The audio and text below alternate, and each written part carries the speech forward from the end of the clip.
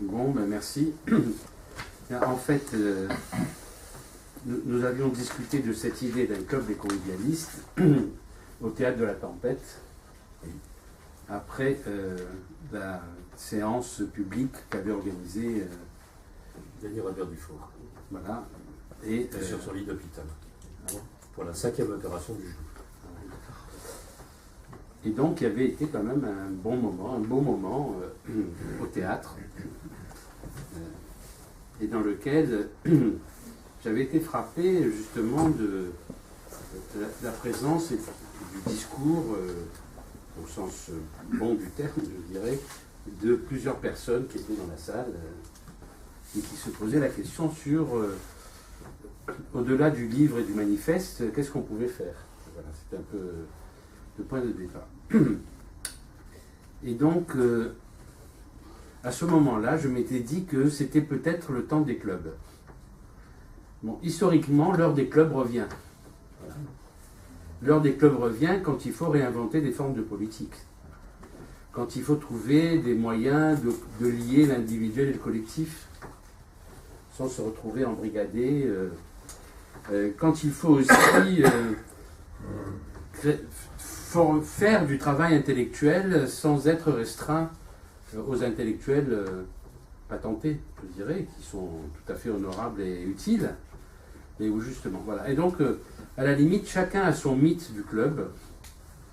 Bon, et moi j'avais 2 mythes, donc je le dis, enfin, donc je parle de ce que moi je pense, pas de ce que nous devrions penser ensemble. Le premier, c'est le club des Jacobins, et le deuxième, c'est le club Jean Moulin. Voilà. Le club Jean Moulin. Alors, le club des Jacobins, c'était assez intéressant. Effectivement, il a produit beaucoup de travail intellectuel. Il y avait beaucoup d'autres clubs aussi, hein. Mais celui dont on garde mémoire, souvent, c'est le club des Jacobins. Bien que je crois qu'il y a des gens qui retrouvent l'idée du club des Girondins un peu, mais enfin bon. Donc, on va fusionner. Oui, ou débattre. Bon, et donc, il y a ce club des Jacobins qui était quand même un moment, et je vais revenir là-dessus parce que dans la société française et dans la manière de construire du politique en France, les mouvements des États généraux est quand même symboliquement quelque chose de très fort. D'ailleurs, nous venons de créer des États généraux d'émigration qui se développent de façon assez extraordinaire partout en France. Et donc, on voit bien qu'il y a des formes du politique qui sont quand même intéressantes. Alors, le club Jean Moulin, c'est un autre club, c'était un autre moment, et c'était un peu le relais du Conseil national de la Résistance. C'est donc surtout des hauts fonctionnaires, d'ailleurs, qui avaient créé un club pour savoir quelle modernisation était possible de la société française sur une ligne un peu progressiste. Bon, et ce club a été un peu le club dans lequel se sont retrouvés beaucoup de gens qui ont fait équipe avec Mendes France pendant les quelques mois dans lesquels il a essayé de répondre à quelques problèmes urgents, notamment celui du Vietnam et de la Tunisie, mais aussi d'autres dans la société française. Donc voilà, donc je donne un peu mes mythes de ce que sont les clubs. Donc, il y a à dire que c'est Gus Massia qui m'a incité à essayer de créer, j'avais oublié de le dire, de lancer le club. Donc c'était un peu cette idée, et donc je pensais que ce serait intéressant. Alors, donc il faut savoir dans quelle situation on est et qu'est-ce qu'on peut faire. Donc voilà ma proposition et mon analyse par rapport à ça. Bon, je ne vais pas faire d'analyse générale de la situation politique. Je pense que, d'ailleurs, on en a parlé plusieurs fois dans le milieu des convivialistes. Mais je pense que la question qui se pose à nous, c'est une question de définition d'une stratégie. Bon, la stratégie, c'est l'articulation entre l'urgence et la transformation structurelle et l'alternative. Évidemment, il faut répondre à l'urgence, mais on sait bien que répondre à l'urgence ne suffit pas pour transformer une société. Et donc, il faut arriver à définir une action dans l'urgence qui s'inscrive dans une perspective stratégique, dans une perspective alternative. Donc voilà, c'est un peu la définition que je vous propose pour simplifier, de la stratégie. De ce point de vue, je pense que une action telle que celle que nous avons envisagée les uns et les autres, et qui a convergé à un moment donné, c'était le fait que nous avons, au départ, nous étions partis du fait que nous avions deux horizons. Un horizon qui était l'horizon de court terme, et l'horizon de court terme, c'est la résistance par rapport à la situation dans laquelle nous vivons. Mais nous avions considéré que les convivialistes devaient justement mettre en œuvre l'autre volet, c'est-à-dire celui des alternatives sans se limiter à l'urgence et à la résistance. Je crois que c'est comme ça qu'on a démarré. Et personnellement, c'est ce qui m'a attiré, c'était effectivement le fait de dire il faut construire une alternative. Et dans cette alternative que nous avons essayé de construire avec le manifeste convivialiste et avec les quelques débats et la réunion que Marc avait organisée à Rennes, etc., et nous avons essayé de nous attaquer à une question qui, à mon avis, est une question fondamentale, qui est la question de l'hégémonie culturelle. C'est-à-dire que nous sommes confrontés quand même à la montée d'une contre-révolution, pour simplifier, contre-révolution qui voit se renforcer des idées racistes, xénophobes, sécuritaires, voilà, et que effectivement pseudo-moderne. Hein, et pseudo-moderne. Et pseudo-moderne. Et donc il nous fallait répondre à cette question-là, et il fallait répondre en travaillant sur le fond de ce qui se passait. Et ça, je pense, ça a été assez positif, et le manifeste convivialiste a été assez positif. Moi, personnellement, ce travail m'a beaucoup apporté.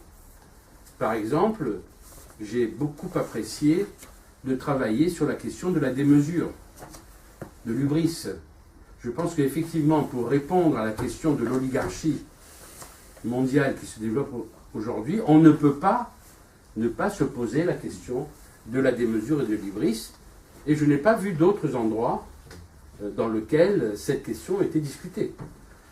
Qu'est-ce qu'on fait pour lutter contre la démesure? Contre les gens qui trouvent qu'ils n'ont jamais assez de pouvoir, jamais assez d'argent, et qui sont prêts à tout pour en accumuler encore plus, et qui sont de moins en moins nombreux. Alors donc justement, il faut le faire philosophiquement. Et donc justement, je suis très content de voir qu'il y a beaucoup de philosophes ici qui se présentent comme philosophes. Déjà, je pense que tout le monde ici est philosophe, mais qu'en plus, il y a tous des intellectuels, tous des philosophes. Voilà, exactement.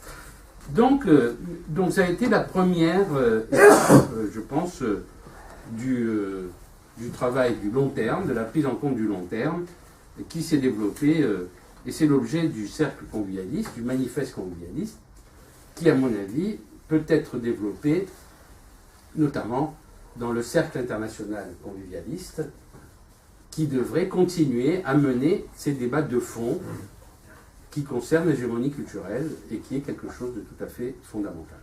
Donc, il ne s'agit pas pour nous de construire une nouvelle hégémonie culturelle, mais déjà de lutter contre l'hégémonie culturelle qui s'impose et qui se prétend. Alors, ça c'était le... Mais effectivement, nous nous sommes retrouvés face à une nouvelle situation, à mon avis, c'est la question du moyen terme. Bon, dans le long terme, ça va, on se bat. D'ailleurs, on a à peu près défini la transition écologique, sociale et démocratique. Voilà, on a des pistes. Il faut lutter contre l'humain, il faut réfléchir. Qu'est-ce que c'est que l'humain? Enfin, je crois qu'il y a énormément de questions qu'on doit continuer à poser. Mais dans le court terme, on résiste, c'est très bien, on a beaucoup d'endroits. Bon, la semaine dernière, nous avons organisé un tribunal permanent des peuples sur les migrations, sur les violations des droits des migrants et des réfugiés, dans lequel il y a eu à peu près une centaine d'associations qui ont travaillé pendant 2 jours de façon assez passionnante. Donc dans le court terme, la résistance, elle existe, mais dans le moyen terme. Et dans le moyen terme, nous rencontrons une question qui est la question de la rationalité dominante et sa mise en œuvre politique et pratique. Et donc, c'est la question de la modernisation. C'est la question des politiques publiques ou pas publiques. C'est la question des politiques à mettre en œuvre. Et là, effectivement, ce champ a été préempté justement par, depuis très longtemps d'ailleurs, hein, mais aujourd'hui en France, il est préempté notamment par le nouveau gouvernement, mais qui était effectivement, qui est un gouvernement qui défend une idéologie néolibérale, mais néolibérale autoritaire, parce qu'il y a eu la crise de 2008, inégalitaire. Donc nous sommes face à la modernisation néolibérale. Gramsci disait le capitalisme est modernisateur, mais c'est une modernisation régressive. Et donc je pense que nous sommes face au rouleau compresseur d'une modernisation régressive. Et là, nos réponses sont nulles. Parce que, évidemment, nous disons, à la limite, nos manifestations disent attention, il ne faut rien changer parce que ça va être pire. Et c'est vrai que ça va être pire d'ailleurs. Si vous regardez le code de la loi sur le travail, eh bien, ça va être pire. Mais on ne peut pas dire on ne va rien changer. Là, il y a vraiment une question tout à fait fondamentale. Donc il nous faut regagner une modernisation progressive. Il nous faut démontrer qu'il est possible de faire autrement. Bon, ce que je dis là, c'est la raison d'être du Forum social mondial. Quand on a créé le Forum social mondial, on s'opposait à une idée qui était dominante à cette époque, qui était l'idée de Madame Thatcher, qu'on appelait Tina, there is no alternative. Et aujourd'hui, ce que nous disent tous ceux qui arrivent au pouvoir aujourd'hui, il n'y a pas d'alternative. Il n'y a qu'une seule modernisation possible, c'est nous qui l'avons, et nous allons l'imposer. Voilà. Donc, nous répondons, il y a des alternatives. Alors, comment montrer, comment trouver ces alternatives? Voilà, je crois que pour moi, et c'est la raison qui me pousse à dire que, à côté du cercle convivialiste, qui doit être continué, qui doit être un lieu de débat fondamentaux, hein, qui doit reconstruire quelque chose, hein, le convivialisme, le humanisme, c'est ça, comme dit Sartre, refondé. Je pense qu'effectivement, ce serait intéressant que nous réfléchissions sur qu'est-ce que nous pouvons proposer. Donc voilà, donc ça c'était un peu l'idée. À moyen terme, pour moi, ce qui est intéressant, c'est de construire un club des convivialistes, justement, qui se pose ces questions-là, et il y en aura d'autres aussi, hein, peu importe, mais plus il y en aura que son club fleurisse. Hein, disons, enfin, pas trop quand même, c'est pas mal. Si, c'est pas mal, le bordel c'est pas mal. Une seconde. Bon, alors. Juste, donc, pour ceux qui ne seraient pas au courant, Alain avait lancé déjà quelque chose un peu qui est du même genre, qui s'appelle Éléments d'une politique convivialiste, où tous les convivialistes historiques, si je puis dire, avaient été invités à faire des propositions qui ont été reprises dans un ouvrage, mais que nous n'avons pas eu l'occasion de discuter très, très longuement. Donc ce que tu indiques, c'est un peu la même chose, si je puis dire, enfin c'était dans le même esprit, sachant que nous avons un guide pour imaginer des politiques, des actions collectives différentes pour faire progresser la société en convivialisme ou en humanité, et non pas en efficacité économique et en excellence, qui est les principes convivialistes. Donc le problème, c'est de savoir comment on met ça en route. Je crois que c'est ça la suite de ton propos. Alors c'est une proposition, une réflexion. Comment est-ce qu'on peut faire justement pour avancer dans cette direction? Bon, alors,